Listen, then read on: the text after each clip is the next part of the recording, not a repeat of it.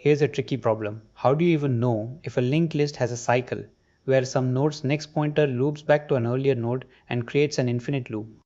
Here's our list, nodes 1 through 5, but 5's next doesn't point to null, it points back to 3, and if you try to traverse this list, you'd loop forever with no way out. The trick is Floyd's algorithm, which uses two pointers called slow and fast, both starting at head. Slow moves one step at a time while fast moves two steps at a time.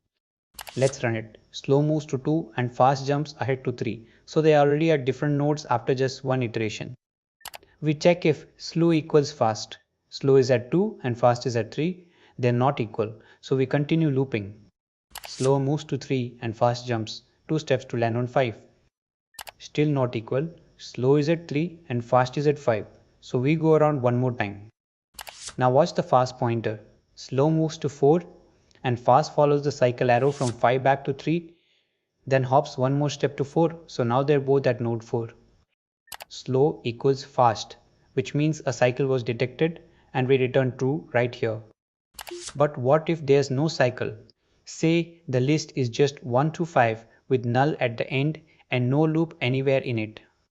Fast would reach null before slow ever catches up. The while condition fails and we return false, clean and simple. Why does this actually work? Think of two runners on a circular track. The fast one will always eventually lap the slow one. So if there's a cycle they must meet, and if there's no cycle, fast just falls off the end. Time complexity is O of n and space is O of 1. No hash sets, no extra memory, just two pointers doing all the work, which makes this one of the most elegant solutions in all of DSA. If Floyd's algorithm clicked for you, hit that subscribe button because more algorithm breakdowns are on the way.